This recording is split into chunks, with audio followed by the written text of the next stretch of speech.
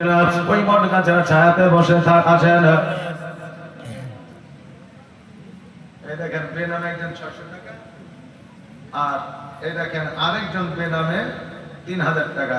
সুবহানাল্লাহ, জাযাকাল্লাহ, মাশাআল্লাহ। যে আশায় যে নিয়তে দান করেছে আল্লাহ যেন দানকে কবুল করেন, সকলে বলেন আমিন, সুম্মা আমিন। জাযাকাল্লাহ, মাশাআল্লাহ, বারাকাল্লাহ।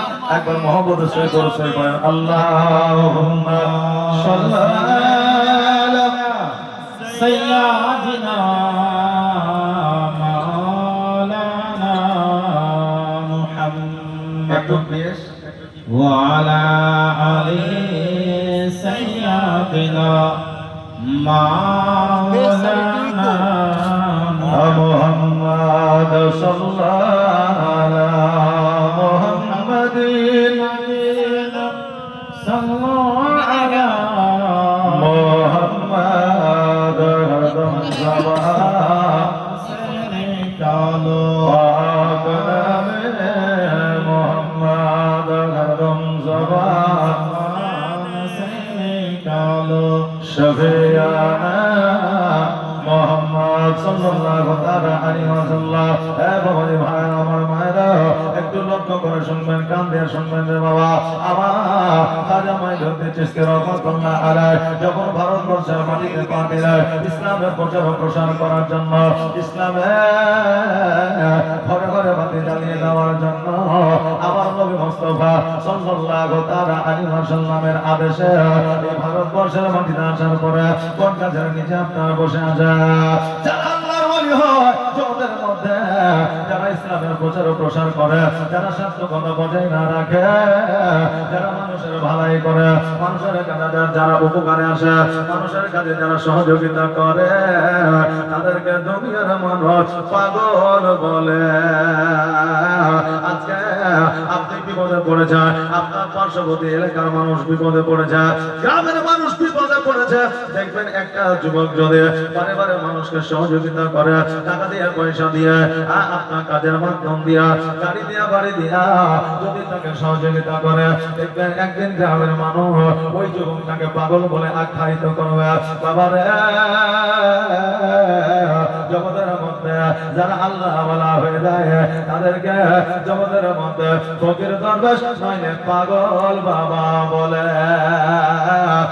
বাবারে ভাইরা, আমার খাজা মাইনুদ্দিন চিশতি রহমাতুল্লাহ আলাইহি গাছের নিচে বসে আছে, ওই গাছের তলাতে রাখাল বাখালেরা বসতো, ছাগল বকরি যারা চড়াইতো, গরু যারা চড়াইতো, দুপুর বেলা ওই গাছের নিচে যখন রাখালেরা আরাম করার জন্য আসতে আছে, দেখছে যেন একজন পাগল বসে আছে, দেখছে যেন একজন দরবেশ বসে আছে। রাখালেরা বলল, শোনো আজকে তোমার বাড়ি কোথায়, ঘর কোথায় আমরা জানি না, তবে এই জায়গায় তোমরা বসে আছো, এই জায়গাটা তোমার বসার জায়গা নয়, এই জায়গাটা আমাদের বসার জায়গা। বাবানি ভাইরা, ওই জায়গা থেকে আমার খাজা মাইনুদ্দিন চিশতি রহমাতুল্লাহ আলাইহি ওনাকে যেন আপনার তাড়াইয়া দিলেন, ওনাকে যেন ওই জায়গা থেকে দূর দূর করে দিলেন। আমার খাজা মাইনুদ্দিন চিশতি রহমাতুল্লাহ আলাইহি বলে, বাবা শোনো, আজকে এই জায়গায় আমি কি একটু আরাম করতে পারি না? বলে, না না, আরাম করা তো দূরের কথা, এই চত্বরে তোমার থাকা যাবে না, এই জন্য যে তোমার পোশাক ভালো না, আজকে তোমার মুখে দাঁড়িয়ে আছে, তোমার মাথায় টুপি আছে, এই জন্য এই জায়গায় আরাম করা তো দূরের কথা, এই চত্বরে তোমাকে আমি থাকতে দেব না। আরে বাবা, আজকে যারা আল্লাহর ওলিদের দুশমনি করে, আজকে যারা আল্লাহর ওলিদের নামে আল্লাহর ওলিদের সামনে গুস্তাখি করে, আজকে যে সমস্ত জায়গায় আল্লাহর ওলিদের মাজার আছে, ওই সমস্ত জায়গাগুলোকে তারা খারাপ চোখে দেখে। কিন্তু আমি আপনাদের বলে দিয়ে যাই, আজকে সারা পৃথিবীর মধ্যে যে জায়গায় আল্লাহর পয়গম্বর ঘুমাইতে আছে, যে জায়গায় আল্লাহর মুমিন বান্দা ঘুমাইতে আছে, যে জায়গায় আল্লাহর ওলিরা আরাম করতে আছে, ওই সমস্ত জায়গাতে কিয়ামত পর্যন্ত আমার আল্লাহ বালা মুসিবত দেবে না। আরে বাবা, আজকে আল্লাহর ওলি কুদরতের পাওয়ার আমার আল্লাহ তাবারাক তাআলা দিয়েছে। জগতের কোন নেতা মন্ত্রী মাস্টার ডাক্তারের দেওয়া নয়।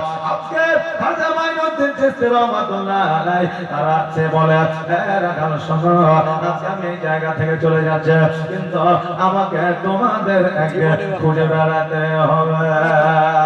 আহারে একটা গ্রামে যখন নজ্জ মানুষ থাকে, একটা গ্রামে যখন ভালো মানুষ থাকে, একটা গ্রামে যখন পপুলারিটি অর্জন করা মানুষ থাকে, ওই মানুষটার গুরুত্ব আমরা বুঝি না। বাবা কষ্ট করে আমাদের লালন পালন করে বড় করেছে, আজকে ওই মা কত কষ্ট করে 10 মাস 10 দিন গর্ভে রেখেছে। বাবা সারাদিন থেকে মাথার ঘাম পায়ে ফেলে রোজগার উপার্জন করে সন্তানকে লালন পালন করে বড় করেছে। মাস্টার বানিয়েছে, ডাক্তার বানিয়েছে, উকিল বানিয়েছে, হাকিম বানিয়েছে, আলেম বানিয়েছে, ঠিকাদার বানিয়েছে, রাজমিস্ত্রি বানিয়েছে। যাকে যেমন ক্ষমতা আমার আল্লাহ দিয়েছে, সে সেইভাবে তার সন্তানকে লালন পালন করে বড় করেছে। এই বাপমা কত কষ্ট করে আজকে সন্তানকে জায়গায় পৌঁছায় দিয়েছে। ওই সন্তান বড় হইয়া যখন টাকা পয়সা উপার্জন করা শিখেছে, বাপমার গুরুত্ব ভুলে গেছে, পপুলারিটি মানুষের গুরুত্ব ভুলে গেছে, মাস্টার ডাক্তারের আপনার গুরুত্ব ভুলে গেছে। এই বাপমা যেই দিন থাকবে না, এই মাস্টার ডাক্তার গ্রামে যেদিন থাকবে না, সেই দিন তাদের গুরুত্বটা বুঝতে পারবে। বাবা বুঝার দরকার ছিল আগে, চলে যাওয়ার পরে বুঝে আর কিছু করা সম্ভব হবে না। ওই রকম বাবাজি ভাইরা, আল্লাহর ওলিরা জগতের মধ্যে আপনারা যখন থাকে, ওই আল্লাহর ওলিদের গুরুত্ব যারা বোঝে, তাদের এই জগৎ পরে জগৎ সুখী হয়ে যায়। আল্লাহর ওলিরা যে জায়গায় আরাম করে, যে জায়গায় বিশ্রাম করে, ওই গ্রামের মানুষেরা আপনার সুখী হইয়া যাই। ধরে বলেন সুবহানাল্লাহ। এই জন্য আমার খাজা মাইনুদ্দিন চিশতি রহমাতুল্লাহ আলাইহি বলে, রাখালেরা শোনো, আজকে যে আমাকে তাড়া দিতেছ, একদিন তোমরাই আমাকে খোঁজাখুঁজি করবে। আমার খাজা মাইনুদ্দিন চিশতি রহমাতুল্লাহ আলাইহি ওই জায়গা থেকে যেন বাবা চলে গেলে, এমন অবস্থায় বিকেল বেলা রাখালেরা যখন গরু লইয়া রাজা দরবারে যায়, গোয়াল ঘরে যখন গরুগুলোকে আপনার প্রবেশ করায়, ওই সময়ে হঠাৎ করে যত গরু ছিল সমস্ত গরুগুলা যেন ধপাস করে পড়ে গিয়ে যেন মারা যায়। একটা গরু যদি মারা যায় হিসাবও হয়তো লাগবে না, দুইটা গরু যদি মারা যায় হিসাবও হয়তো লাগবে না, রাজাকে জবাব দিতে হবে না। কিন্তু একটা গোয়াল ঘরে যদি সমস্ত গরু মারা যায়, রাজাকে জবাব দিতে হবে। এই জবাব কেমন করে দেব, রাখালেরা চিন্তা করে। বাবা আজকে দেশের সরকারে যদি আপনি কাজ করেন, সরকারি যদি স্টাফ হয়ে যান, সরকারি বাসের যদি কন্ট্রাক্টর হন, সরকারি বাসের যদি আপনি ড্রাইভার হন, আপনি জায়গা থেকে